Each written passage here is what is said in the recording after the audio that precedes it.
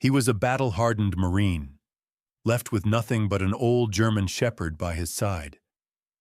For years, the dog was his only family, his only reason to keep going. But one cold winter morning, the dog walked into the forest and never came back. Heartbroken, the man thought he had lost the last piece of his world. Yet the very next day, deep in the snow, he discovered something that would change his life forever. Was it fate? Was it a miracle from God? Or something far more mysterious? Stay with me, because this story will touch your soul in ways you never expected. The wind swept across the mountains of Colorado with the kind of bite that could turn skin raw in minutes. Snow clung stubbornly to the ridges and shadowed valleys, even though the calendar insisted that spring was near. The small town of Gunnison lay quiet that morning, its streets muffled under a thin crust of ice. Wooden storefronts, with faded paint and creaking signs, bore the weight of the long winter. Life here was not for the faint of heart. The mountains did not forgive weakness, and the cold stripped away comfort until only resilience remained. Beyond the town, tucked in a lonely clearing at the edge of the forest, stood a weathered log cabin that had endured as many storms as the man who called it home. John Miller, 43 years old, stood on the porch of that cabin with his hands gripping the railing, his broad shoulders framed against the stark whiteness of the morning. Years in the United States. Marine Corps had shaped him into something carved out of stone and discipline.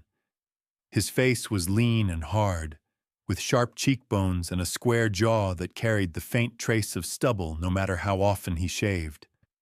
His eyes, steel gray, restless, and deeply set beneath a furrowed brow, carried the weight of things he had seen overseas, things he never spoke about.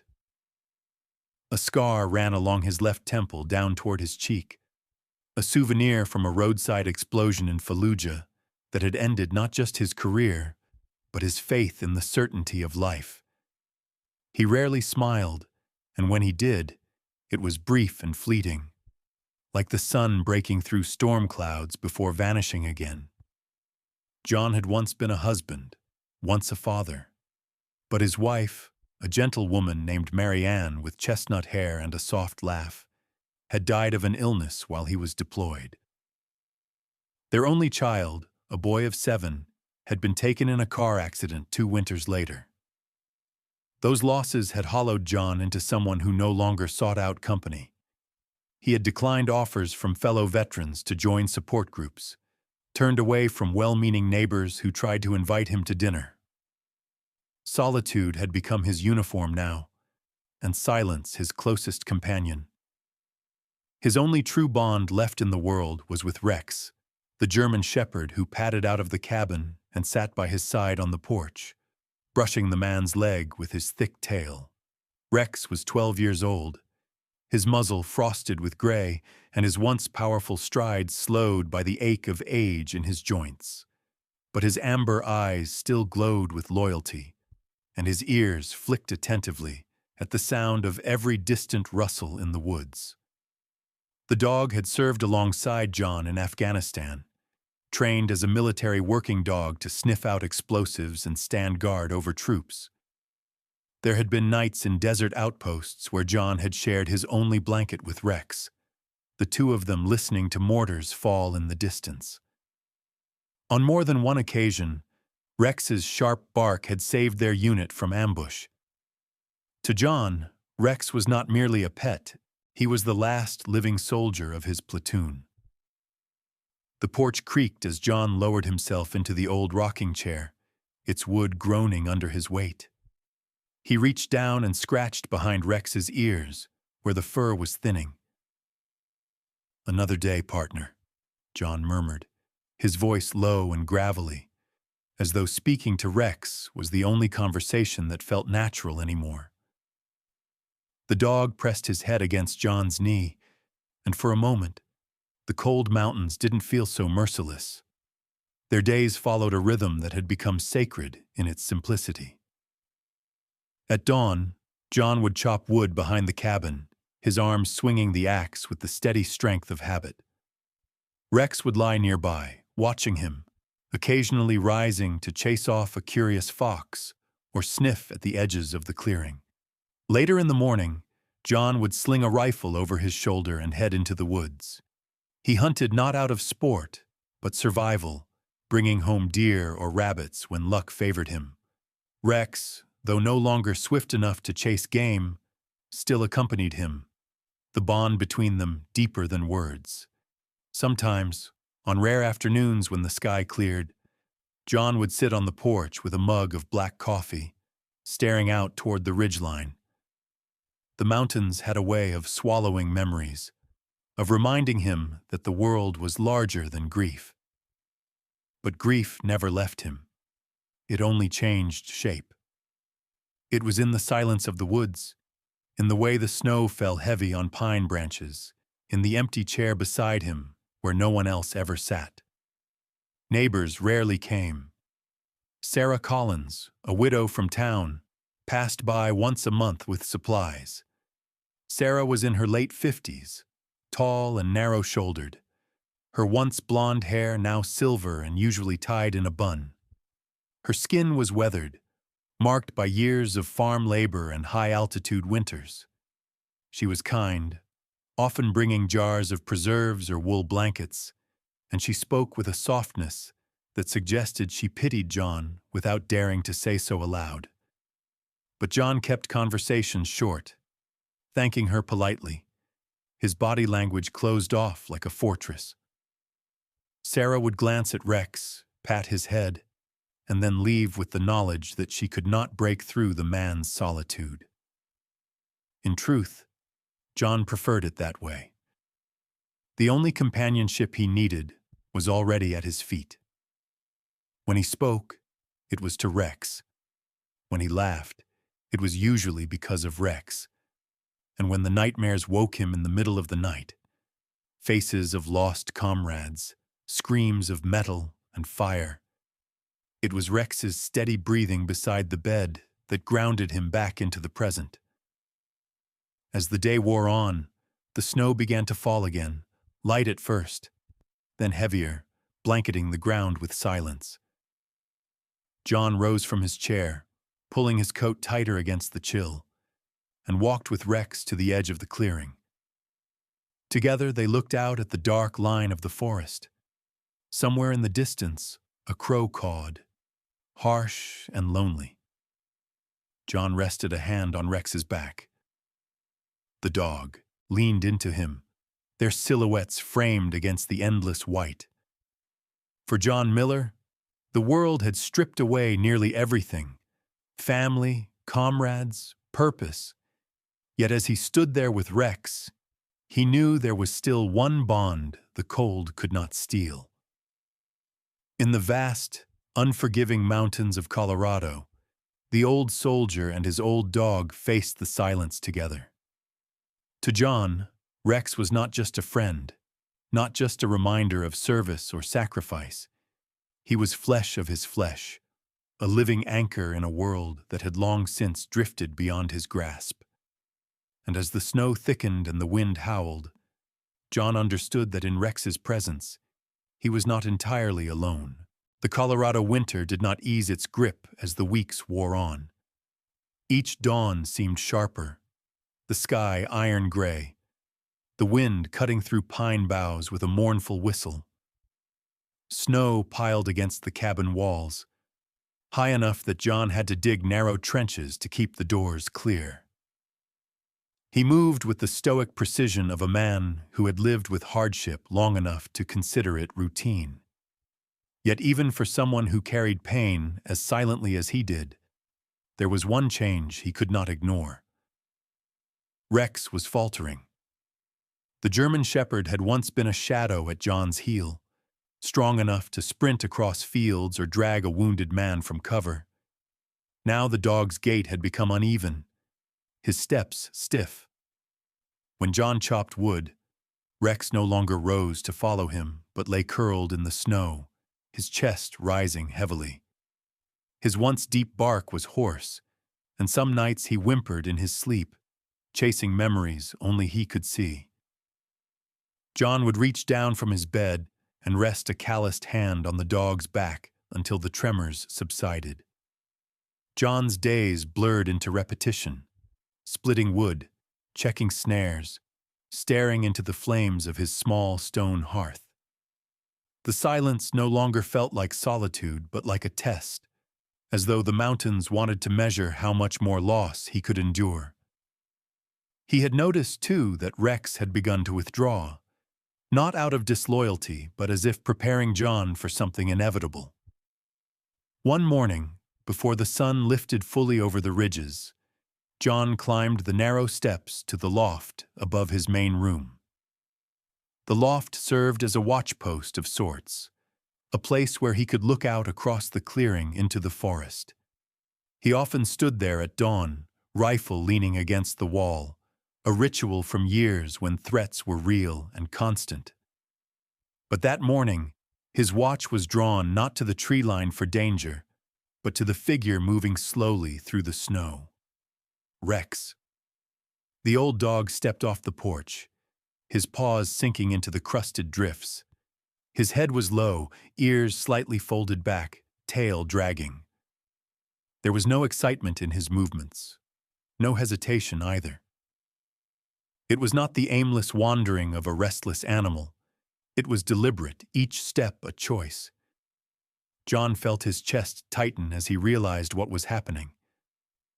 The dog was leaving. The man stood motionless at the loft window, his breath fogging the cold glass. Instinct screamed at him to go after Rex, to whistle him back, to call his name. But John's years in the Marines had taught him something about dignity. The way a soldier, when mortally wounded, sometimes pulled himself away from his brothers so that their last memory would not be the weight of his death. Rex was a soldier too, and this was his final march. John gripped the wooden railing so hard his knuckles whitened. A part of him wanted to run, to kneel in the snow and hold Rex until the end, to whisper all the words he had never spoken out loud. Another part of him understood that to follow would betray the loyalty Rex was, trying to give him the gift of sparing his master the sight of his last breath. From the loft he watched until the figure blurred among the trees. The sound of Rex's paws crunching the snow faded into silence. John's eyes stung, though the cold alone could not account for it. A single tear traced down the scar of his cheek, warm against skin hardened by years of wind and battle. He did not brush it away. He let it fall. Later that day, Sarah Collins stopped by with a basket of canned peaches and wool mittens. She noticed the emptiness near the porch where Rex usually waited. Sarah, with her silver hair tucked under a knitted hat, studied John's expression. "He's gone, isn't he?" she asked softly, her voice carrying both pity and understanding. John nodded once. He did not elaborate. Sarah placed the basket on the table inside and stood awkwardly, her hands folded in front of her.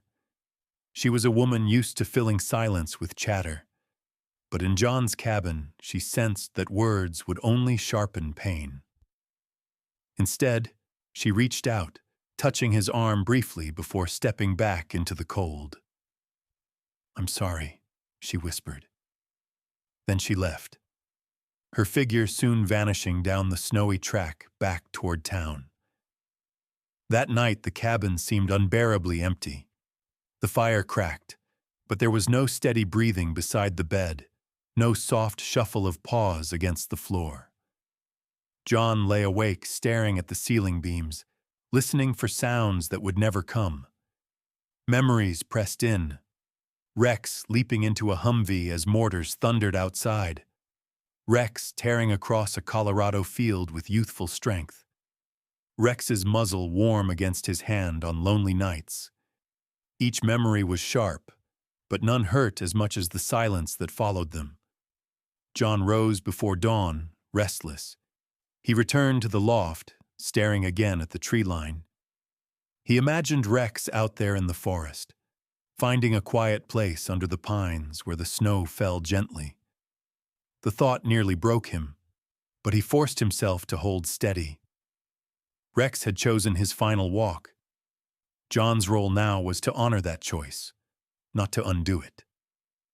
So he stood, rigid against the cold glass, his jaw set, his shoulders squared like a soldier at attention. Only the single tear he allowed himself betrayed the truth. Beneath the armor of scars and silence, John Miller was a man whose last friend had just walked into the snow. Night settled over the mountains with the weight of iron. The snow outside reflected the dim glow of a waning moon, and the forest beyond the clearing was a silhouette of black pine and skeletal branches. Inside the cabin, the fire cracked low in the stone hearth, casting uneven shadows that flickered across the log walls. For the first time in over a decade, the cabin breathed a silence so heavy it felt alive. John Miller sat in his wooden chair near the fire, his elbows resting on his knees, his head bowed. His broad hands, calloused from years of service and survival, held an object small enough to disappear in his grip: Rex's old leather collar. The brass buckle was scratched, the once deep brown now faded to a weathered tan. The tag clinked faintly as it shifted, engraved with the name that had been called countless times across deserts, valleys, and lonely trails: REX. The collar had hung on a simple iron hook near the door. For years it had been there, taken down only when John fastened it around his companion's neck before they set out into the world. Tonight it hung there no longer. Tonight it sat in his palm like the final chapter of a book he did not want to finish. The cabin smelled of smoke and pine resin, but underneath John thought he could still detect Rex's scent: musky, warm, and familiar. He closed his eyes and was carried backward. He saw Iraq, a sun-bleached wasteland where dust clung to every pore. He remembered walking a dirt road lined with shattered buildings, his rifle raised, sweat burning his eyes. Beside him, Rex had moved with sharp precision, ears alert, every muscle coiled for threat. When the explosion came, tearing open a roadside ditch with fire and shrapnel, it was Rex's sharp bark and sudden pull that dragged John down just before the blast took the lives of 2 others. John had woken under debris, bleeding but alive, his arm wrapped around Rex's trembling body. The dog had been shaken, burned by fragments of stone, but he had lived. From that day forward, John had considered his survival not his own, but a gift loaned to him by Rex. Another memory pressed in: Colorado, years later, during a winter storm much like this one. John had taken to the woods to check his traps when the eerie howl of wolves carried through the trees. They had circled him before he realized how many there were. One lunged, white teeth flashing against the snow. Rex had thrown himself into the path, his jaws locking onto the wolf's shoulder. By the time John's rifle thundered and the pack scattered, Rex's flank was bloodied, but his eyes shone with unbroken resolve. That night, John stitched the wound himself by lamplight, whispering apologies into fur damp with pain. Rex had only licked his hand, forgiving him without hesitation. Now the fire popped and hissed, and John opened his eyes to see only the empty floor by the hearth. The spot where Rex once lay was bare, and that absence cut deeper than any scar. He rose slowly, his joints stiff from hours of stillness, and poured himself a measure of whiskey from the bottle on the shelf. The liquid caught the light of the flames, amber and sharp. He swallowed it down, but it did nothing to dull the hollow ache that had settled into his chest. He placed the glass back with deliberate care, almost ritualistic, as though order was the only thing he could control. A knock startled him. It was soft, hesitant. John pulled open the door, and the winter wind rushed in with a sting. Standing on the porch was Henry Dawson, a neighbor from nearly 3 miles down the trail. Henry was in his late 60s, tall but stooped, with shoulders bowed from decades of labor. His beard was white, uneven, and his face deeply lined like old leather. Henry had been a ranch hand in his youth, known for his humor and easy storytelling, but tragedy had hardened him too. His son had drowned in a swollen river 20 years back, and since then his laughter had become rare, replaced by a quiet sobriety. Henry held a lantern in one gloved hand and a sack of coal in the other.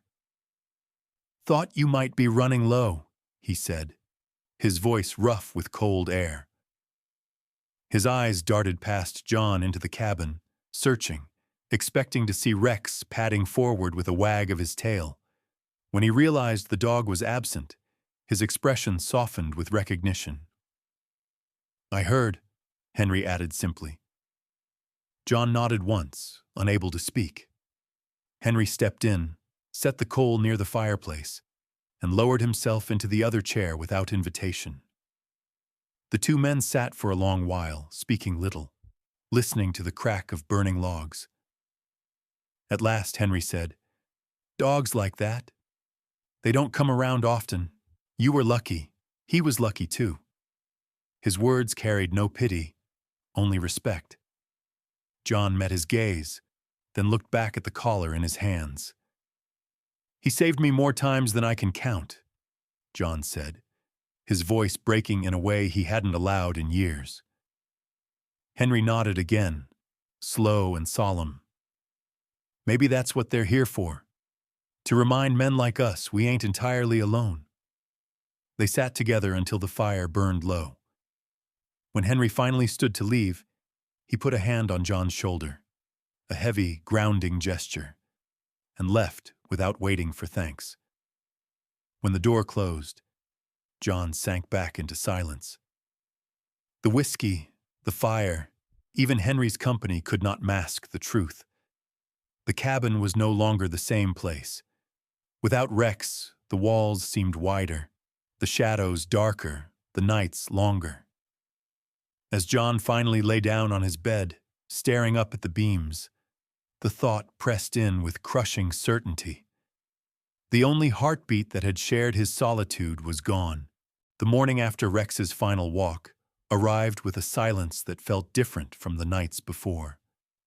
The storm had passed, leaving a brittle blue sky that stretched across the ridges like fragile glass. The snow was dazzling in the sunlight, unbroken except for the faint trail where John's boots pressed into it. He carried an axe over one shoulder and a rope across his chest, heading into the trees to cut wood. His body moved with the discipline of habit, but his mind was not in rhythm with the swing of his arms. It remained in the emptiness of the cabin, where Rex's collar now hung like a memorial. John walked deeper into the forest, his breath rising in sharp clouds. The pines stood tall and still, their branches heavy with snow. The only sounds were the crunch of his steps and the occasional call of a raven overhead. He paused at a clearing where he had felled trees before, the ground littered with stumps. As he raised his axe, a sound broke through the cold, a faint, high-pitched whimper. John froze, lowering the axe. At first he thought it might be the wind teasing through branches, but then it came again, soft and desperate, a cry for life buried under snow. He set the axe aside and pushed through the drifts toward the sound. His gloved hands scraped through powder until he uncovered a small hollow in the snow, and there it was, a tiny German shepherd pup, its body no larger than his 2 palms, fur damp and matted, chest fluttering with weak breaths. The pup was so young its eyes had only just opened. pale blue that seemed far too fragile for the harsh world around it. Its ears were folded, its paws trembling against the cold. The fur along its back was black, streaked with tan, familiar markings that struck John with such force he nearly staggered.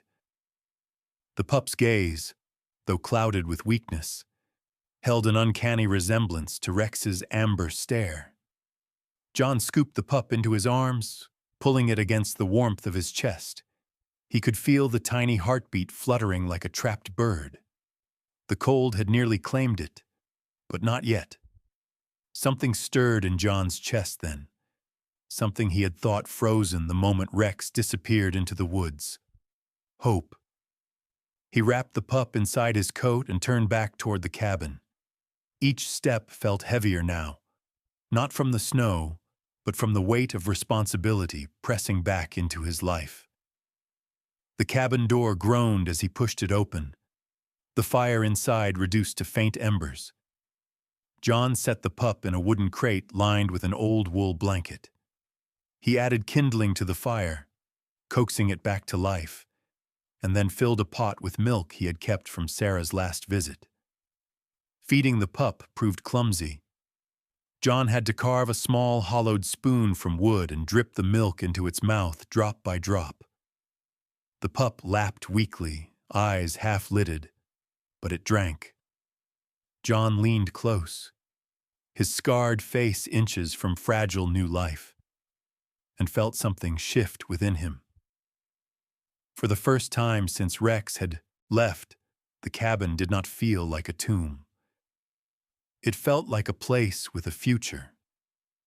Later that day, Sarah Collins returned. She was bundled in a heavy brown coat, her hair hidden beneath a wool cap.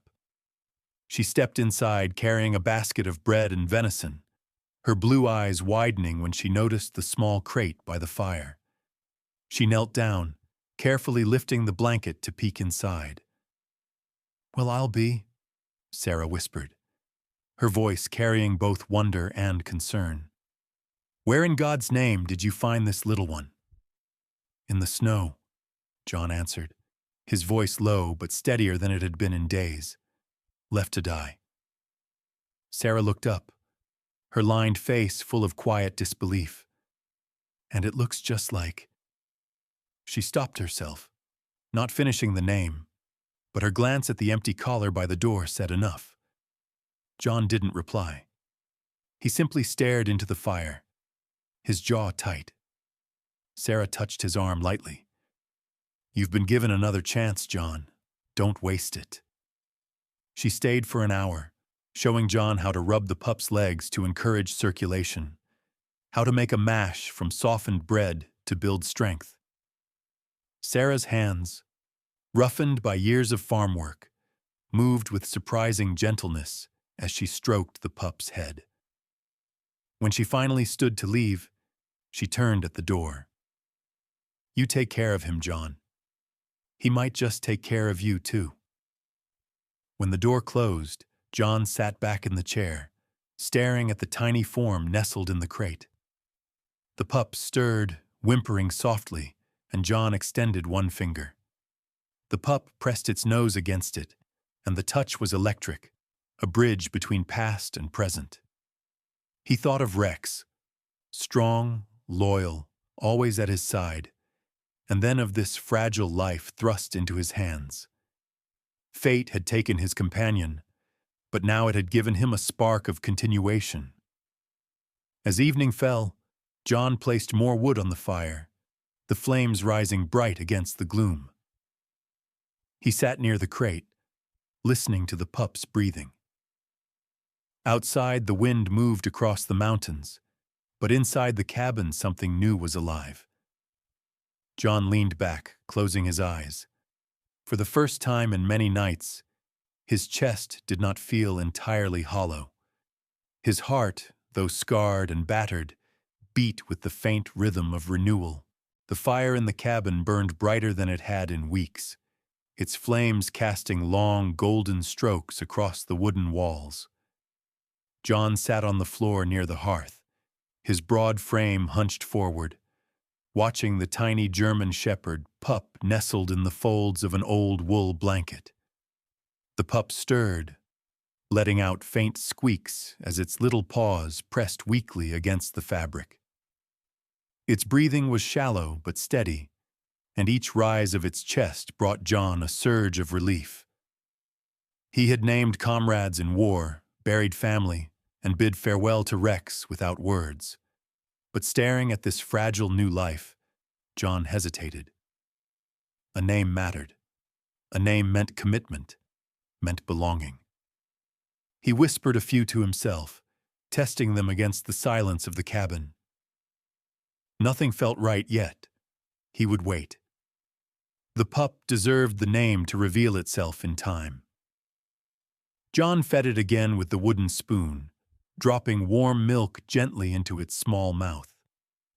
The pup's eyes blinked open briefly, those pale blue eyes so unlike Rex's amber ones, yet still carrying a spark that felt hauntingly familiar. The pup licked his finger clumsily afterward, and John chuckled, a sound so foreign in the cabin that even he seemed startled by it. It had been years since laughter felt natural. That night, John kept the crate by his bed. Each time the pup whimpered, he leaned over to stroke its soft fur until it quieted. Sleep came in fragments, but for the first time in many years, he did not mind the interruptions. It was a reminder that something needed him again. In the following days, John fell into a new rhythm. He chopped wood, hunted rabbits, and hauled water as always. But now there was an added purpose: returning to the cabin to tend to the pup. He built a makeshift pen from leftover planks, lined it with blankets, and kept the fire strong even when he went outside. He spoke aloud more often, narrating his actions as though the pup were listening. "We'll need more wood tomorrow," he muttered one morning, or, "That stew smells better than it tastes," he remarked another evening. Silence no longer swallowed him. It had become conversation. Sarah Collins visited again on the third day. She carried with her a clay jar of goat's milk and a cloth satchel of herbs. She noticed the pup immediately, now stronger, squirming clumsily inside the crate. "He's fighting," she said softly, kneeling to rub its belly with practiced hands. Sarah's weathered face brightened in a way John rarely saw, her blue eyes softening as the pup licked at her fingers. "You'll have your hands full soon enough?" John gave a faint smile. "Haven't had my hands full in a long time." Sarah studied him then, as though measuring the change. She had known John for years, always closed off, speaking little, his grief wrapped tight around him like a second skin. But now she saw the way his eyes followed the pup, the way his voice held a gentleness it never had before. She said nothing of it, only stood, brushing snow from her coat. "If you need more milk, I'll bring it. He deserves a chance." Her footsteps crunched away into the snow, leaving John with a thought he hadn't dared consider. Perhaps he deserved a chance too. Days blurred into a week, then two. The pup grew stronger, its coat fluffing, its eyes clearing to a sharp gray blue. It stumbled often, its legs too small to hold its ambition, but each fall was met with a determined shake and another try. John found himself encouraging it aloud. "Up you go, that's it. Try again." He marveled at how quickly the cabin changed. Once a place of echoes, now filled with tiny yips, scratches of small claws on wood, and John's own voice breaking the silence. One evening, as snow drifted outside like feathers, John sat with the pup in his lap. He stared into the fire, the collar of Rex still hanging by the door. He thought of his old companion, of the years they shared in deserts and mountains, of the way Rex had left him with dignity. The ache of loss remained, but it was softened by the warmth pressing against his chest now. He lifted the pup gently, holding it at arm's length as it wriggled and yawned. "Maybe you're not Rex," he murmured, "but maybe you're here because he knew I couldn't do this alone." The pup nipped clumsily at his thumb, and John laughed again, this time without surprise. The following morning, John carried the pup outside for the first time. The snow was deep, but he carved a narrow path from the porch to the woodpile. The pup shivered at the cold, tucking itself into his coat until they reached the clearing. John set it down gently, and it wobbled on the snow before tumbling into a drift. Instead of crying, it barked, a tiny, high-pitched sound that made John's chest swell with pride. The mountains, vast and cold, echoed the bark faintly, as if recognizing the new life. He bent down, scooped the pup back up, and pressed his face against its fur. "Welcome home," he whispered. That night, John sat on the porch steps, the pup cradled in his arms, wrapped in the blanket. The forest stood quiet, the snow reflecting starlight. His gaze lingered on the tree line where Rex had disappeared, the place that once felt like the end. Now it felt like the beginning of something else. The pup yawned, curling into his chest, and John's eyes softened. For the first time in years, he smiled fully, not the fleeting curve of lips, but a genuine light that reached his steel-gray eyes. The cabin was no longer just his prison of memory. It had become a sanctuary again. Sometimes, life takes from us the very things we hold dearest, and in the silence of loss, we believe we are truly alone. But God works in ways beyond our understanding. Where one door closes, He opens another. Where one faithful companion walks into the snow, another is placed gently into our arms. This is not chance. It is grace. It is mercy. It is the quiet miracle that reminds us He never abandons us. In our daily lives, we may overlook the small blessings, an unexpected smile, a hand reaching out in kindness, or even the loyalty of a creature who loves us more than we love ourselves. These are not coincidences. They are signs. Signs that God is near, weaving purpose into our pain and hope into our tomorrow. If this story touched your heart, please share it with others. Leave a comment below about what it meant to you, and subscribe to our channel so together we can keep telling stories of faith, loyalty, and love. May God bless you. May He watch over your families, and may He grant each of you the miracle you are praying for.